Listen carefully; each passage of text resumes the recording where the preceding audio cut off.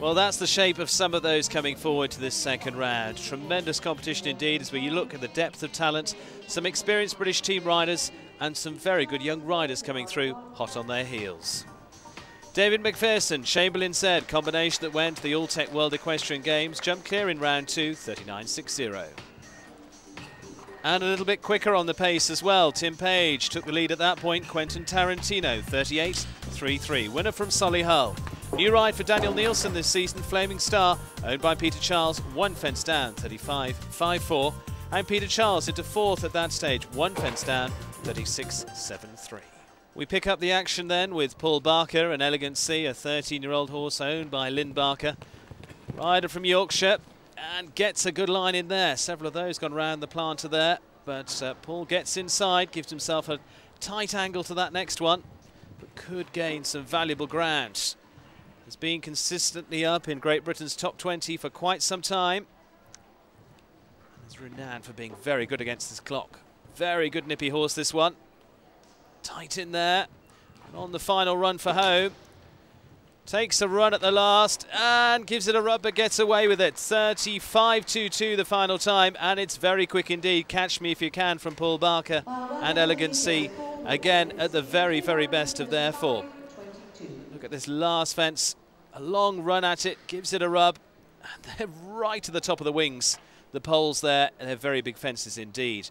Joe McGlory now, Camilo, local rider based in Merseyside, and has been so consistent with this horse, goes wider there, consistent with this horse on the county and national circuit. Supports most of the big Aintree shows here. She's not going to be quite quick enough, but is certainly jumping very consistently so far. Could get up in the top few. Back we come to the final line. 1 to go, still clear. Not far off the pace at all. And over the last, delighted with that one. Joe McGlory, 40.15, gives the horse a pat, and rightly so. We see a little smile. Goes into 4th, 40.15 for Joe McGlory and Camilo. Peter Charles then, next ride, the 9-year-old Nevada. As we heard from Peter earlier, this horse now stepping up to Grand Prix level. He cuts inside there. Very experienced rider indeed. Will be looking all round the course where he can shave off that extra second without having to put the real pressure on. Comes back round there, keeping up a good rhythm and pace all the time. Former King's Cup winner. And has been so consistent for the British team in 2010. On the run to the last. Looks very good indeed. It's going to be close.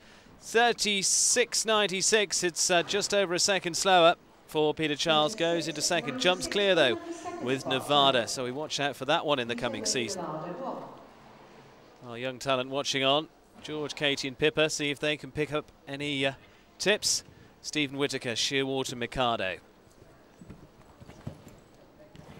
Joe and Ellen have also been jumping this horse, owned by Jeremy Lawton, who's owned a number of top eventers in the past, have taken gold medals with Leslie Law, now entering the world of show jumping.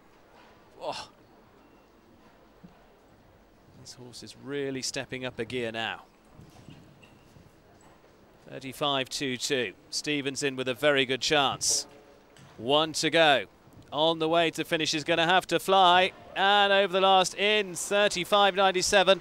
Hot on the heels of Paul Barker, but goes into second place overall. So it's second for Stephen Whittaker and Shearwater Mikado. But a tremendous competition for Paul Barker here at Aintree and Elegant Sea, as we see from the final table. Peter Charles finishing up in 3rd, and Tim Page with Quentin Tarantino back to form in 4th place. And Dave McPherson with his World Games ride, Chamberlain Z, in 5th.